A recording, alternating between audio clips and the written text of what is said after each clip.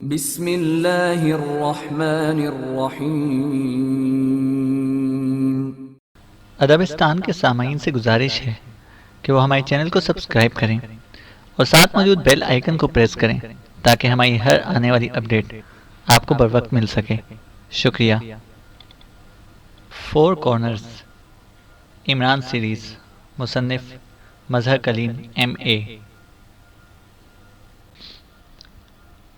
यह आपको आखिर अचानक इस किस्म की कॉन्फ्रेंस अटेंड करने की क्या सूझी? आप तो ऐसी कॉन्फ्रेंसों से दूर भागते रहे हैं।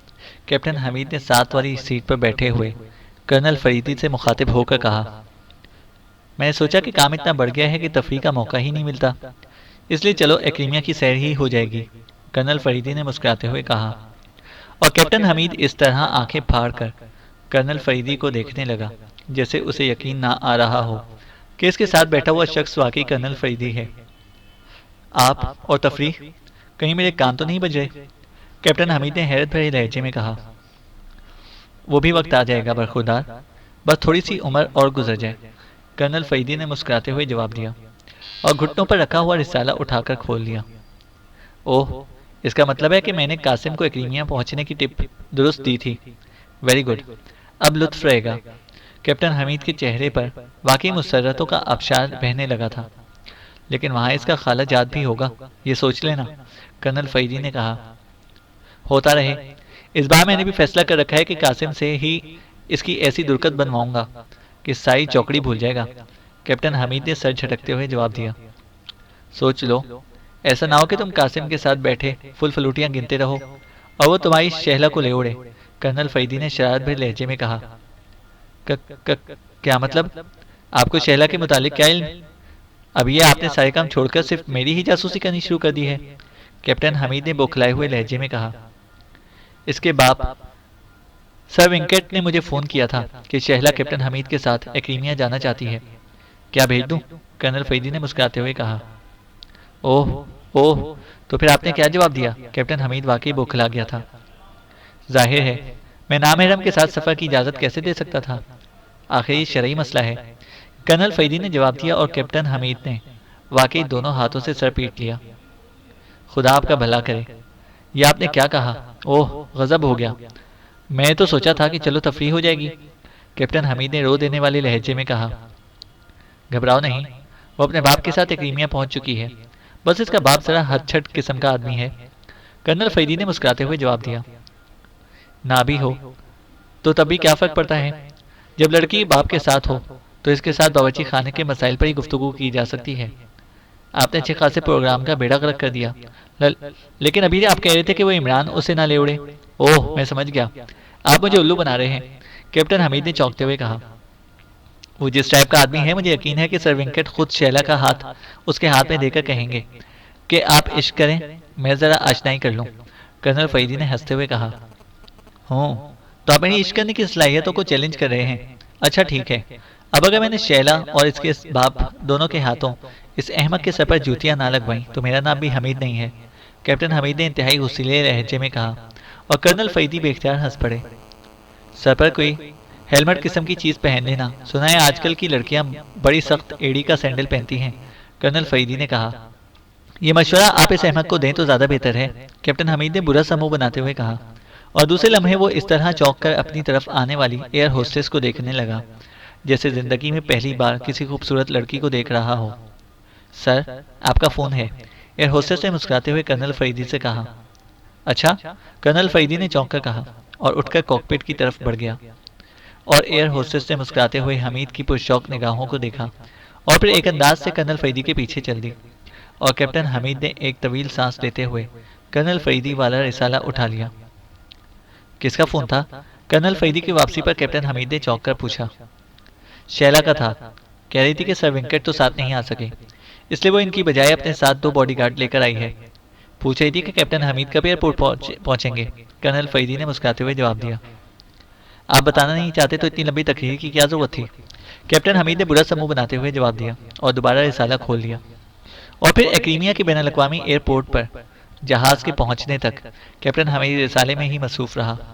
कस्टम और दूसरे काउंटर से फारिग होकर कर्नल फरीदी जब कैप्टन हमीद को लिए टैक्सी स्टैंड की तरफ बढ़ने लगा था, कि एक खूबसूरत एक्रीमी लड़की तेजी से इनके करीब आई। आप कर्नल फरीदी हैं? लड़की ने मुस्कुराती हुई नजरों से कर्नल फरीदी की तरफ देखते हुए कहा।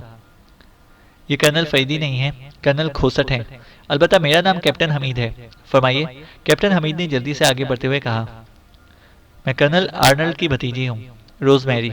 आइए, इधर तशरीफ ले आइए, मेरी कार मौजूद है, लड़की ने मुस्कुराते हुए कहा। Oh thank you. Colonel Arnold की अब कैसी तबीयत है? कर्नल फरीदी ने मुस्कुराते हुए कहा। जब से इन्हें आपकी आमद की इत्तला मिली है, बेहद खुश हैं। बस हर वक्त आप ही की बातें करते रहते हैं, रोजमेरी ने जवाब दिया और कर्नल फरीदी मुस्कुरा दिया। और यकीनन जब से आपको मेरी आमद की इत्तला मिली होगी, आप भी खुश होंगी, कैप्टन हमीद ने कहा। हाँ, अंकल आर्नल्ड आपका भी जिक्र कर रहे थे कि कैप्टन हमीद की सारी जिंदगी नाकाम इश्क करने में गुजरी है। रोजमेरी ने एक स्याह रंग की शानदार कैडिलैक की तरफ बढ़ते हुए मुस्कुराकर कहा, जिसके साथ एक बावर्दी ड्राइवर बड़े मौदबाना अंदाज में खड़ा था। वाकई दुरुस्त कह रहे थे, लेकिन अब ये यकीनन कामयाब हो जाएगा, कैप्टन हमीद ने मुस्कुराते हुए कहा। और रोजमेरी इसका मतलब समझकर बेइख्तियार खिलखिलाकर हंस पड़ी। दूसरे लम्हे कर्नल फरीदी और कैप्टन हमीद तो कार की उकबी नशिस्त पर और रोजमेरी ड्राइवर के साथ वाली सीट पर बैठ गई और जदीद मॉडल की कैडिलैक एक्रीमिया की फराख सड़कों पर तेजी से फिसलने लगी। अंकल बता रहे थे कि आप दुनिया के सबसे बड़े जासूस हैं, रोजमेरी ने बच्चों के से अंदाज में मुड़कर कर्नल फरीदी की तरफ देखते हुए कहा। अरे नहीं, आपके अंकल को गलत फहमी है, इनके सारे कारनामों की पुष्ट पर मेरा नाम है। बस दरअसल मैं पब्लिसिटी वगैरह के चक्कर में नहीं पड़ता, कैप्टन हमीद ने फौरन ही जवाब देते हुए कहा। पुष्ट पर किसका नाम लिखा जाता है? अब इतनी सी बात तो मिस रोजमेरी भी जानती होंगी, कर्नल फरीदी ने मुस्कुराते हुए कहा। और रोजमेरी बुरी तरह खिलखिलाकर हंस पड़ी और कैप्टन हमीद ने सख्ती से होंठ भेजते हुए खा जाने वाली नजरों से कर्नल फरीदी को देखा। हमारे कॉलेज में भी ये रिवायत मौजूद है कि फर्स्ट ईयर के स्टूडेंट्स की पुष्ट पर लिखा जाता है। मैं समझ गई। रोजमेरी भी अभी तक कर्नल फरीदी के फिक्रे का लुत्फ ले रही थी। आप कॉलेज में पढ़ती हैं? कौन से कॉलेज में? कैप्टन हमीद ने फौरन ही नया मौजूद छेड़ते हुए कहा। शार्टन कॉलेज में, 4th ईयर की स्टूडेंट हूँ, रोजमेरी ने मुस्कुराते हुए कहा। ओह शार्टन कॉलेज, अच्छा अच्छा, बड़ा खूबसूरत कॉलेज है, मैंने भी इसमें लेक्चर दिए हैं, कैप्टन हमीद ने हस्बे आदत अपनी काबिलियत छाड़ने की कोशिश करते हुए कहा। आपने लेक्चर दिए हैं शार्टन में? आपकी उम्र क्या है? रोजमेरी इस कदर हैरान नजर आ रही थी कि कर्नल फरीदी मुस्कुरा दिया। क्यों, यहाँ उम्र का क्या तस्करा आ गया? कैप्टन हमीद का जहन इस सवाल पर वाकई घूम गया। इसलिए बरखुरदार कहते हैं कि बोलने से पहले सोच लिया करो, लेकिन तुम तो तूफाने मील बन जाते हो। शार्टन कॉलेज की रिवायत है कि वहाँ 60 साल से कम की उम्र का लेक्चरार हो ही नहीं सकता, कर्नल फरीदी ने मुस्कुराते हुए कहा। और कैप्टन हमीद ने इस तरह मुंह बना लिया जैसे कोनैन की इकट्ठी 10-12 गोलियां दांतों के नीचे आ गई हों। उसी लम्हे ड्राइवर ने एक महल नुमा कोठी के फाटक पर रोक दी और मखसूस अंदाज में हॉर्न देने लगा। अंकल आपसे मिलकर कितने खुश होंगे, मैं तस्वुर कर रही हूँ, रोजमेरी ने मुस्कुराते हुए कहा। आपके अंकल बहुत शानदार इंसान हैं, कर्नल फरीदी ने मुस्कुराते हुए जवाब दिया। उसी लम्हे फाटक खुद ब खुद खुल गया और ड्राइवर का कार अंदर लेता गया। अब रोजमेरी सीधी होकर बैठ गई, लेकिन कैप्टन हमीद का मुंह उसी तरह बना हुआ था जैसे अभी तक कोनैन का असर बाकी हो। एक्रीमिया के बैनुल-अक़वामी एयरपोर्ट के कस्टम और दूसरे काउंटरों से फारिग होते ही मेजर प्रमोद हाथ में थामे हुए ब्रीफकेस समेत तेजी से बैरूनी दरवाजे की तरफ बढ़ने लगा। वो अभी अभी बल्गारिया से आने वाली फ्लाइट पर यहाँ पहुंचा था। इस वक्त इसके जिस्म पर बेहतरीन तराश का और इंतहाई कीमती कपड़े का गर्म सूट था। आंखों पर चौड़े शीशों लेकिन हल्के सुर्ख कलर की ऐनक ने उसकी वजाहत में वाकई बेहद इजाफा कर दिया था। यही वजह थी कि हॉल में मौजूद तकरीबन हर रंग और नस्ल की लड़कियां और औरतें मुसलसल उसे देख रही थीं और इन सब के चेहरों पर इश्तियाक के आसार नुमाया थे। लेकिन मेजर प्रमोद किसी तरह मुतवज्जा हुए बगैर बैरूनी दरवाजे से गुजरकर टैक्सी स्टैंड की तरफ बढ़ने ही लगा था कि एक साइड से एक नौजवान एक्रीमी तेज तेज कदम उठाता उसकी तरफ बढ़ा। मेजर, मेरा नाम जॉनसन है, नौजवान ने करीब आकर मौदबाना लहजे में कहा। Oh Johnson, glad to meet you, major Pramod ने मुस्कुराते हुए इसकी तरफ मुसाफिर के लिए हाथ बढ़ाया। थैंक यू सर, इधर तशरीफ लाइए, कार मौजूद है, जॉनसन ने उसी तरह मौदबाना लहजे में कहा और साथ ही एक तरफ इशारा कर दिया। देखो जॉनसन, मुझे रस्मी फिक्रों से उलझन होती है, इसलिए मेरे साथ रहते हुए सीधे साधे लफ्ज़ ही इस्तेमाल किया करो। मेजर प्रमोद ने बड़े बेतकल्लुफाना अंदाज में कहा और जॉनसन इस बार खेलकर हंस पड़ा। शुक्रिया मेजर। वैसे जब मुझे कर्नल डी ने इत्तला दी थी कि आप मेरे मेहमान बनेंगे तो यकीन कीजिए कि खुशी के मारे मैं सारी रात सो नहीं सका। जॉनसन ने बड़ी बेतकल्लुफी से बात करते हुए कहा। अच्छा, यहाँ क्रीमिया में भी रात होती है और तुम जैसे खूबसूरत नौजवान सोते भी हैं। ये मेरे लिए वाकई नई खबर है, मेजर प्रमोद ने मुस्कुराते हुए कहा। और इस बार जॉनसन के कहे ने वाकई इर्द गिर्द मौजूद लोगों को चौंका दिया।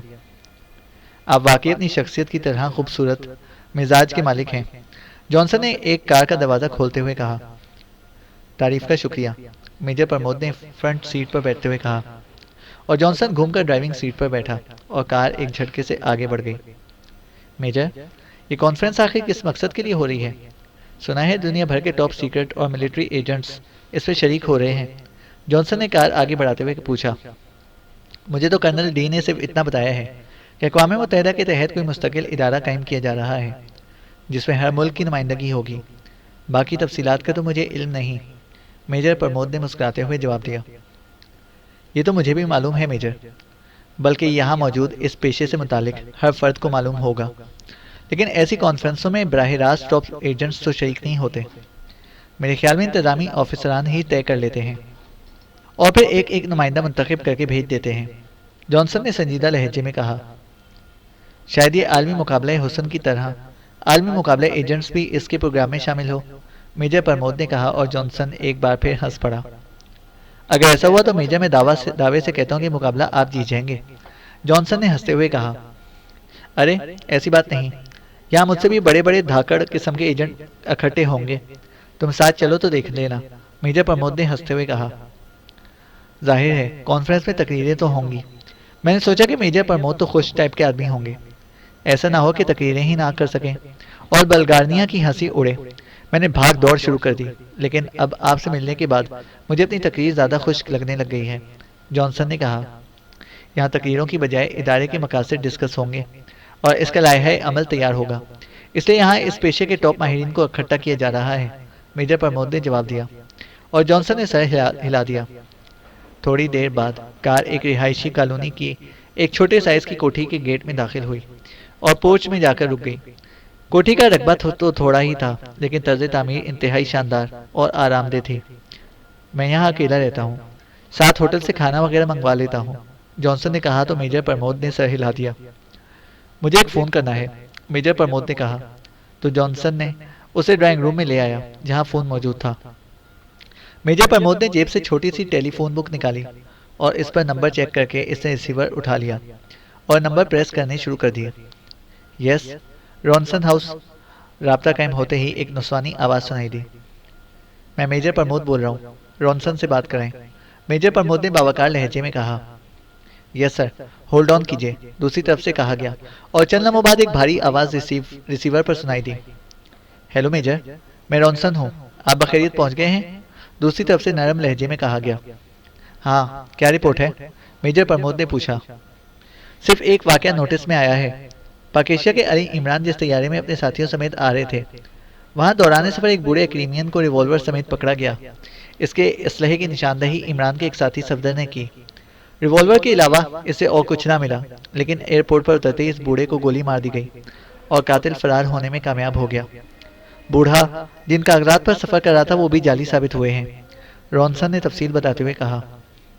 ओह, इसका मतलब है कि कहीं ना कहीं कोई चक्कर मौजूद है, मेजर प्रमोद ने कहा। यस सर, और एक बात मेरी समझ में नहीं आई।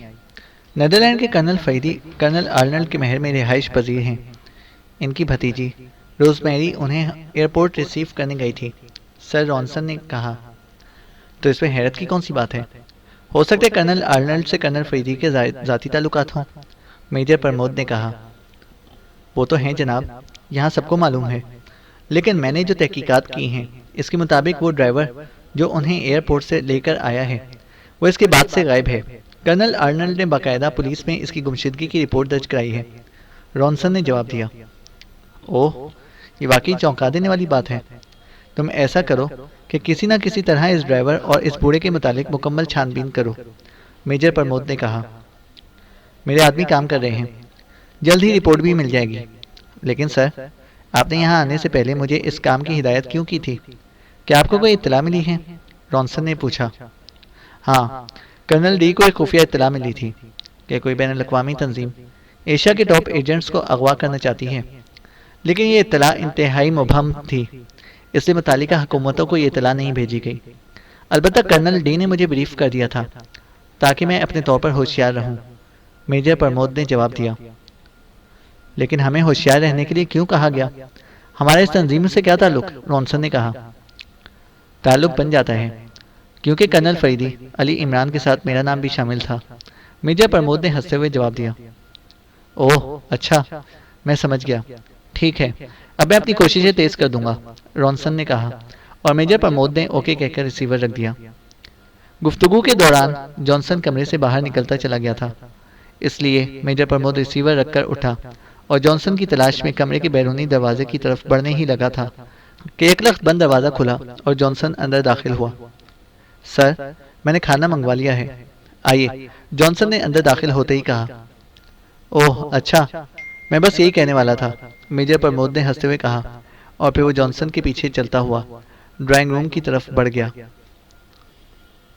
दस्तक की आवाज़ सुनते ही मेज़ के पीछे बैठा हुआ अधेड़ उमर चौंक पड़ा। वो एक फाइल के मुताले में मसरूफ़ था। इसने हाथ बढ़ाकर टेबल लैंप ऑफ किया और फिर फाइल बंद करके इसका टैग बांधा और फाइल दराज में रखकर इसने कहा, यस कम इन। इसकी आवाज़ इसके जिस्म से कहीं ज़्यादा भारी थी। दूसरे लम्हे दरवाज़ा खुला और नौजवान माइकल अंदर दाखिल हुआ।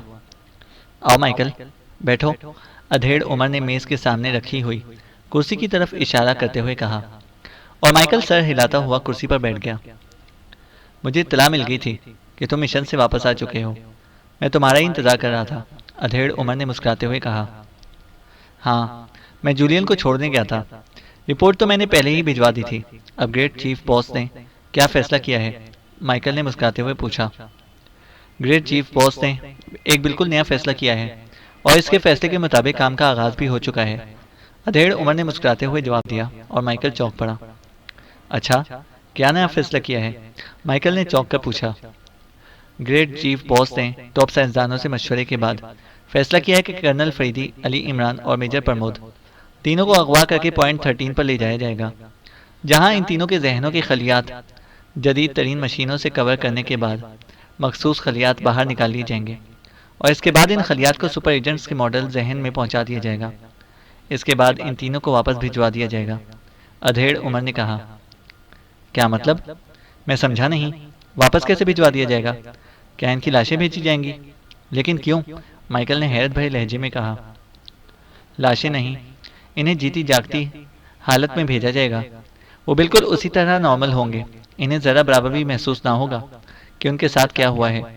लेकिन अब मैं दो खुसूसियात मौजूद नहीं होंगी, लेकिन इनमें वो खुसूसियात मौजूद नहीं होंगी जिनकी बिना पर इनकी शोहरत है। वो जहानत, तेज़ तरारी, मुस्तादी, फौरी फैसला करने की सलाहियत, सब कुछ मफकूद हो चुकी होगी और वो बिल्कुल ऐसे आदमी होंगे जैसे कि आम लोग होते हैं, अधेड़ उमर ने मुस्कुराते हुए जवाब दिया। ये कैसे मुमकिन हो सकता है? माइकल के लहजे पर अधेड़ उमर की बात सुनकर बेपनाह हैरत के आसार नमूदार हो गए थे। ओटा प्रोसेस से ये मुमकिन हो चुका है। ये प्रोसेस फोर कॉर्नर्स के साइंसदान ओटा की बिल्कुल जदीद तरीन ईजाद है। अभी दुनिया 100 साल तक भी इस प्रोसेस को नहीं समझ सकती, अधेड़ उमर ने मुस्कुराते हुए जवाब दिया। लेकिन किस तरह? इसके कुछ हसूल भी तो होंगे, माइकल ने होंठ काटते हुए कहा। मुझे तफसीलात का तो इल्म नहीं और ना ही मैं साइंसदान हूँ कि इन तफसीलात को समझूं। सिर्फ इतना मालूम है कि ओटा थ्योरी के तहत इंसानी जहन में 10 खरब खलिए होते हैं, जिनमें से जब रोशनी गुजरती है तो ये खलिए काम करते हैं।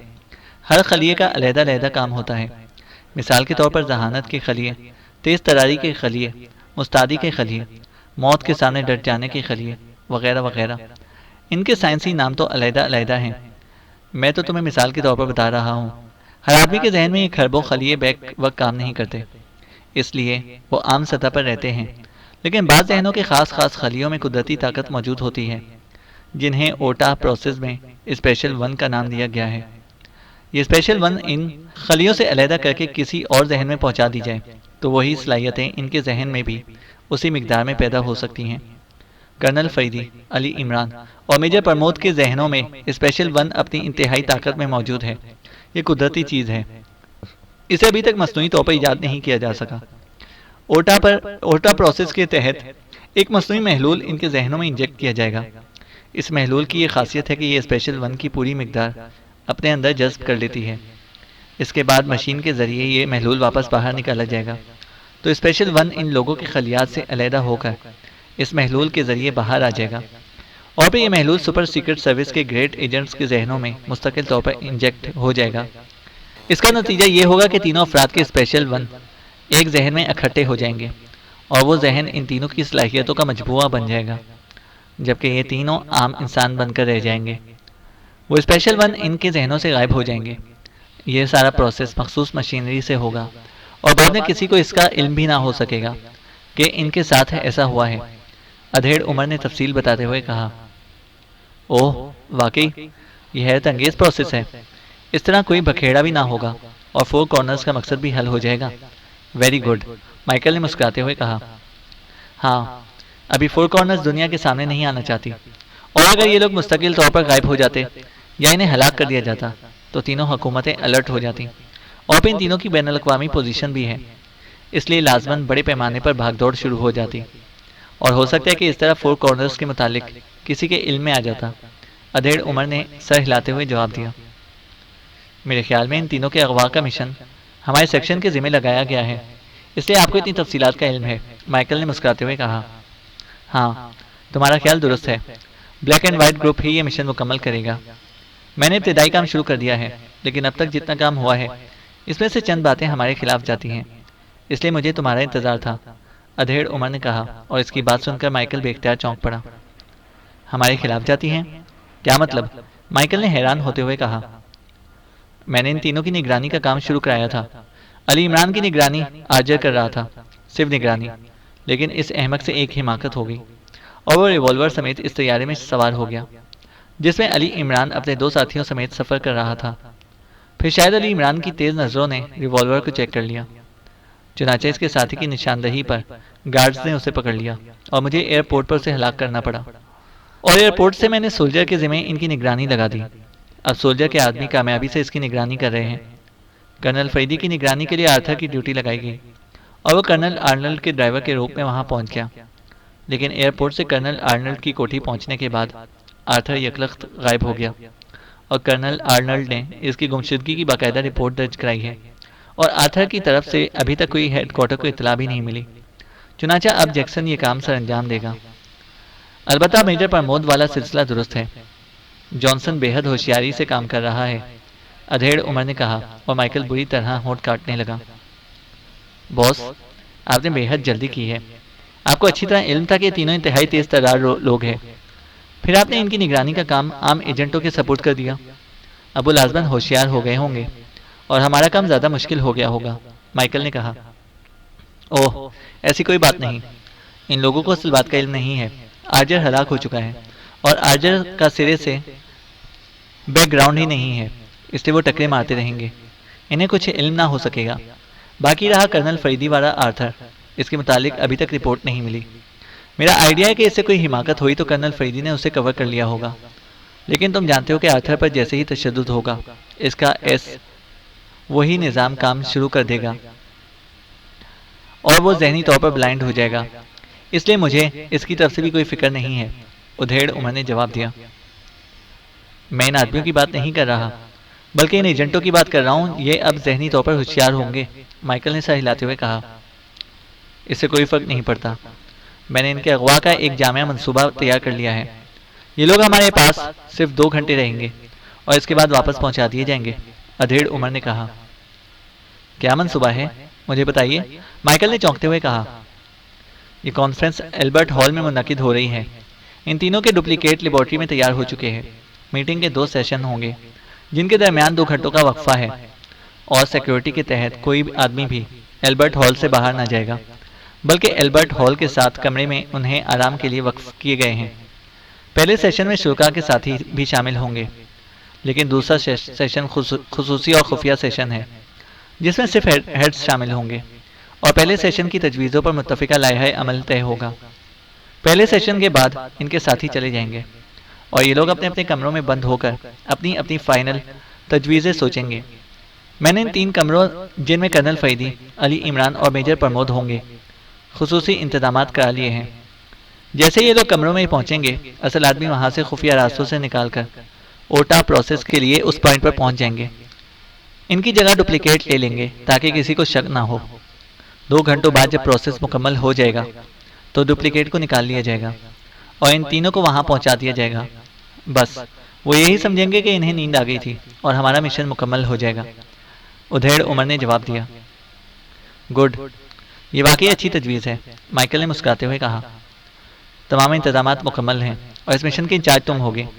तुम अब ऐसा करो कि जाकर इन इंतजामात को अच्छी तरह चेक करो और फिर इस मिशन को मुकम्मल कर दो, अधेड़ उमर ने कहा। ठीक है, आप बेफिक्र रहें, मेरी मौजूदगी में कोई गड़बड़ नहीं होगी। मैं सारा मिशन समझ गया हूँ, माइकल ने सर हिलाते हुए कहा। ओके, जाकर जैकब से चार्ज संभाल लो। तुम्हारी अदम मौजूदगी में वही काम कर रहा है। मैं ग्रेट चीफ बॉस को इत्तला दे देता हूँ, अधेड़ उमर ने कहा और माइकल सर हिलाता हुआ उठा और कमरे के दरवाजे की तरफ मुड़ गया। चैनल को सब्सक्राइब करें और बेल आइकन को प्रेस करें ताकि हमारी हर अपडेट आपको बर वक्त मिल सके।